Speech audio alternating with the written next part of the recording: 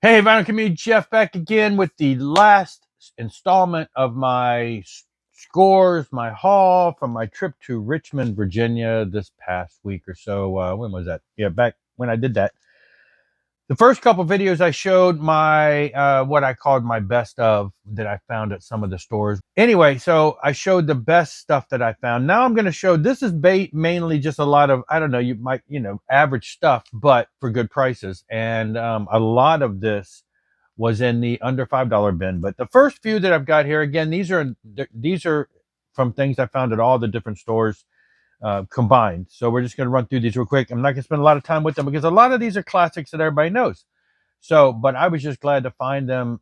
Like I said, a majority of them under $5. So, one more from the road, Lynyrd Skynyrd double album. This one was not under $5, but it was barely. I think it was like just barely over 10, and it was in minty fresh condition. Albums were just beautiful.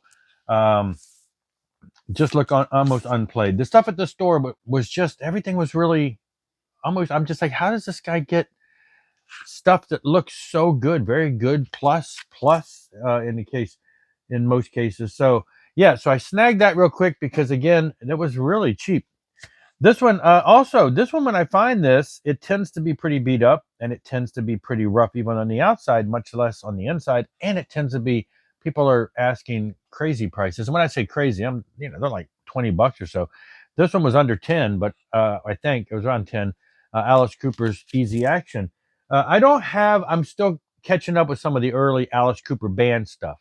And so I still need quite a bit. And this was one of them. And I'm like, wow, I never see this. They had a couple other ones that I already had. The cover itself has, there's a little wear on it, but the album was in really good condition. And I've already given this a listen and it plays really well for the price. And yeah, hard to believe I don't have Queen the Game. This is actually the first Queen album I ever personally had as a teen. It's the one that I know backwards and forwards. It's the one that I just basically consumed as a child, as a teen. It's really the one that I know the most. It's the one I know, just love all the songs, but never had found a copy, for a decent price. I didn't really want to buy this for like, 20 plus bucks. And it seems like everywhere you go, it's like that. And yeah, there's two versions. This is the matte version, which I believe is what I had probably as a kid. And then they have a gloss, a high foil type version. But I was happy to get this, and it was like barely $10. So I was like, great. And it was in great condition again. Hard to find Led Zeppelin for $10, but I found Led Zeppelin for $10. It was in great condition. This was at a different store, great condition, great price. So yeah, I had to snag that. There are still a handful of things in my uh, Zeppelin catalog that I need. Misplaced Childhood by Marillion. I'm always up to buying some Marillion. This is probably one of their more popular albums, but it's something I don't always run across. I ran across it once and regretted not buying it because I went back and it was gone. Um, at one time, this was only $3.99, but I think I paid somewhere. This is when we're into the 10 and under bin at this point. This was a great find. Tony MacAlpine. This is his second album, Maximum Security. Instrumental shredder. I've talked about him before. He's played with a lot of people over the years. One of those 80s shredders from the Shrapnel years, but this one's on Squawk Records. But he later did some work with Shrapnel, and he's played with all kinds of people. Him and Portnoy and Sheehan and Sherinian have a band that they've done. He's played with Steve Vai before as a backing guitarist. So he's just an amazing guitar player, shredder, who's done quite a bit of work. This is one of the first albums I had by him. This one and his first one are the two that I had back in the 80s to just absolutely love them. He also plays a mean piano, which is awesome. So yeah, to find that for 10 and under was great. Always looking to fill my holes on my Uriah Heep. This is a Magician's Birthday German press. It had a sticker there. Again, it was under $10, which is nice, and it was in great condition, so I snagged that. Probably the most popular album by them. I have so many albums by this band that I've picked up over the years, but I've never found a copy of this, at least not in good condition. But Hair of the Dog by Nazareth. Yes, I finally have this. It's probably, like I said, their most popular album, but it's the one that I just never seem to have. I have so many of their other ones. I still have a long way to go there. There's quite a bit of their catalog that is out there. So, but I went ahead and grabbed that because again, it was just barely. I don't know. We're not in the $5 bin, but we're under $10 on all of these. And then this one, this is the last one of the 10 and under. This is the Motherlode Grail the one that I just could not believe I finally found, Crossword Puzzle by the Partridge Family. No, seriously, this is the only Partridge Family album that I had yet to find on vinyl, and they had a handful of different ones. They actually had one for like Sound Magazine that was still in the shrink, not sealed, but it was in the shrink, and it was like $3, and I should have bought it because it looked like it was in really great condition, and mine's probably not. This one's in really great condition. Not only that, it's a white label promo. So yeah, it's just the last one in the catalog of things I needed that I went ahead and grabbed. They also had a double, like a best of double album by the Partridge Family, which is a novelty because I got all their albums, but it would have been nice to have. But they wanted $20 for that, and it also was a white label promo. And I'm like, I don't want to pay $20 for a Partridge Family album, first off, much less for a Partridge Family best of. So I passed on that one, but that would have been cool. All right, now we're moving down into, and most of these are back to that first store I went to where we went through the entire cheap bin on the bottom, and they were 5 and under. And so this is where I just grabbed a mother load of stuff, just kept grabbing. Metal Rage, one of those K-Tel comps, has Striper on here, so I thought it was cool. Twisted Sister, Judas Priest, just a novelty. I like picking up these comps. I like picking up the comps when they're bands that I'm not as, don't have an overload of, but this is cool. Bluish Cult, Helix, Autograph, Rush, Striper, Bon Jovi, Y&T, Judas Priest, except Twisted Sister. Screaming for a Love Bite. And that's really cool because that's not one of their most popular songs by Accept. This one was cool, even though it's got a $7 sticker on it. That's an old sticker I couldn't get off. Capture in Time and Space by Petra.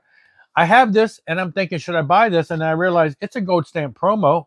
So, and it was in great condition, and I forget it was under, I think it was 5 and under. So I grabbed that. Now I have an extra. I can pass away my other one.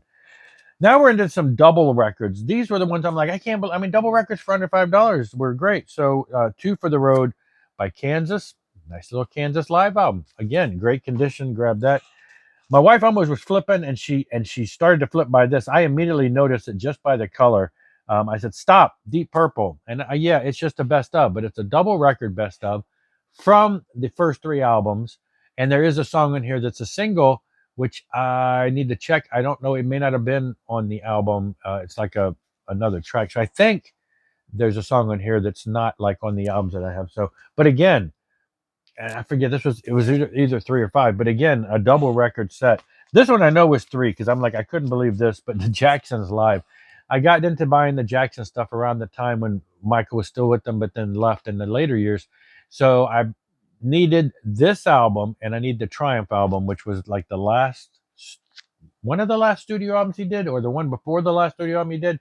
This is around that tour, early 80s. $3, double record set. I'm like, yeah, we're taking that.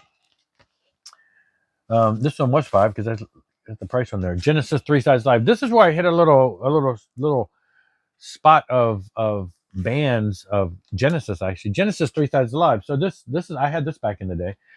This is a great live album from the Phil Collins era. But then I'm like, wow, Trespass for under, I think it was like 3 or 5, $5 at least, probably at the most. Inside it was the Lambs Lay Down on Broadway booklet, which means that they had that. So I'm hoping maybe I'll find some other, because I never find the classic Genesis. I still need all of this Peter Gabriel stuff, but I never find it usually for a decent price or decent condition. It's either really beat up for cheap, or it's really fairly expensive. When I say, expensive, just, $15-20. And I'm like, come on, I can find it for 5 like that. And then I found Genesis Live again in the cheapy bin in shrink, but it was open, but it's in the shrink and it was in great condition. So I grabbed that. And then Spot the Pigeon. So this is just a neat little 3-song EP type thing. Again, in the cheapy bin. So I ran into this little splurge of Genesis. Favorite album by them? Yeah, it's just, people are like, I don't buy that stuff, but REO Speedwagon, High In-Fidelity. I love this album. This is the first album I had by them as a kid. Loved it. Used it for many mixtapes for girls. Same with this American Fool. This is where I discovered John Cougar. Just hadn't picked it up over the years. And so I went ahead and grabbed that. And then I think this is the last Montrose album. Jump on It was like, I think this is the last one that I need of that Montrose era before he started doing solo stuff. So I found that again in the cheapy bin, so had to grab that. And then I love this album, just never seemed to find it in the wild, but you know, Kilroy was here. I thought that this album had been kind of a failure for the band, but I saw some documentary not too long ago, and it was one of the bigger selling albums for the band, even though the band was in utter turmoil. And Dennis DeYoung, you know, and all the fights and all that stuff over this album and direction to go. I kind of thought that had made it suffer, but the documentary I saw said that it actually turned out to be an amazingly well-selling album. But and I liked it. I liked all the videos back in the day. Just never have seemed to find a copy of this to pick up, and I found one that was in great condition. So yeah, there you go. Just a bunch of cheapy stuff. This was all the rest of the stuff that I got from Richmond trip. I came back with about 20 some albums, on top of the fact that I already inherited a box of 60 something albums from a friend in DC that I was still loading around, that I had to carry on the train. Then I had to get it to the Verbo we had, and then I bought all of these. And so at this Verbo, there were records everywhere, and I'm trying to catalog them and straighten them up and organize them. I showed that other big mother load of music from my friend in another video. That's it for this one, though. Thanks a lot for watching. I'll see you later. Rock on and rock hard.